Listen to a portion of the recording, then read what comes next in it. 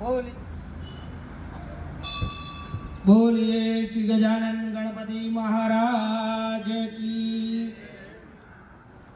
रोकड़िया हनुमान जी महाराज की। ममलेश्वर महादेव की। श्री बालकृष्ण भगवान की जय। श्री रामचंद्र भगवान की जय। नमः पार्वती पते हर हर महादेव हर हर। मनोजवं मारुततुल्यवेगं जितेन्द्रियं बुद्धिमतां वरिष्ठं वातात्मजं वानरयूथमुख्यं श्रीरामदूतं शरणं प्रपद्ये। श्रीरामदूतं शरणं प्रपद्ये। हे मनोहर, हे वायु से चलने वाले, सभी इंद्रियों को निग्रह करने वाले, सभी बुद्धिमानों में सर्वश्रेष्ठ, वानरों के सेनापति प्रभु श्री राम जी के दूत जी, हम सभी आपके शरणागत हैं। हम सभी आपके शरणागत हैं। हम सभी आपके शरणागत हैं। आज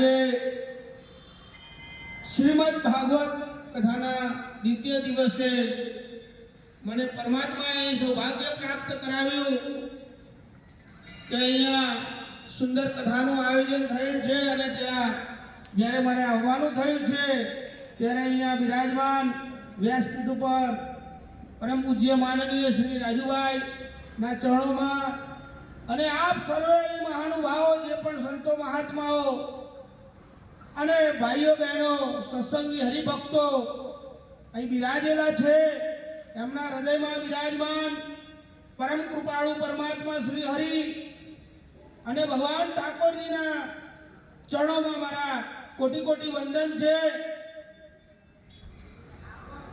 જ્યારે આજના યુગમાં કળીકાળમાં સતયુગમાં સત જતું રહ્યો, પછી ત્રેતાયુગ આવ્યો, ત્રેતાયુગમાં તપ હતું, તપ ગયું એટલે ત્રેતાયુગ પણ જતો રહ્યો।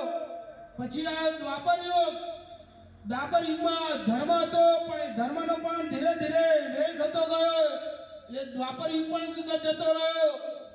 આજે જ્યારે કળીકાળ ને કળિયુગ ચાલી રહ્યો છે ત્યારે કળિયુગમાં એકમાત્ર દાન છે, એનો આધાર છે।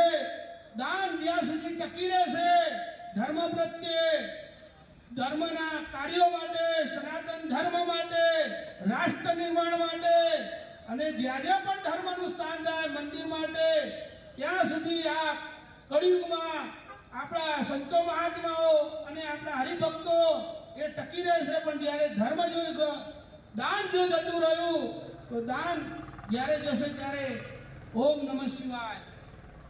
તો આજે અમારે 108 કુંડી महायज्ञ बेचराजी शक्तिपीठ खाते शंकरपुरना प्राटे आंगणमां सनातन धर्मना हित माटे हिंदू राष्ट्र बने, भारत वर्ष ए हिंदू राष्ट्र बने, गौ माता राष्ट्र माता जाहिर थाय, लोको व्यसनथी मुक्त थाय, भारत वर्ष ए दारू छे, ड्रग्स छे અને અન્ય વ્યસનોથી જો પણ મુક્ત થાય અને એના માટે થઈને એ અર્થે માતાજી માં બહુચરના પ્રાટેગણમાં આ કાર્યક્રમ થવા જઈ રહ્યો છે। આ કાર્યક્રમ એ સર્વ ધર્મ અને સર્વ 18 વર્ણોને આયામમાં રાખીને કરવામાં આવી રહ્યો છે। તો આપ સર્વે એમાં જોડાઓ, એમાં પધારો, ત્યાં સર્વ વ્યવસ્થા છે અને ધર્મ સભાનું પણ આયોજન છે। અંતે મારું એટલું જ કહેવું છે, જે પણ કથાકારો સંતો મહાત્માઓ છે એમને અત્યારે સૌથી મોટું જ્યાં પણ કથા કરે ત્યાં મારું એક પ્રાર્થના હાથ જોડીને મારી વિનંતી છે કે ત્યાં વ્યસન મુક્તિનું અવશ્ય એક પદ લે કે જેથી કરીને સમયમાં આજના સમયમાં યુવા વર્ગ છે, અમુક ગામડામાં બહેનો દીકરીઓ છે અને દારૂબંધી છે અને જો એ કોઈ બધું વ્યસનથી મુક્ત કરાવી શકે તો એ સંતો મહાત્મા અને કથાકારો છે। તો તો મારે સૌને વિનંતી છે કે આપ કથામાં પણ આનું એક પ્રયોજન લો.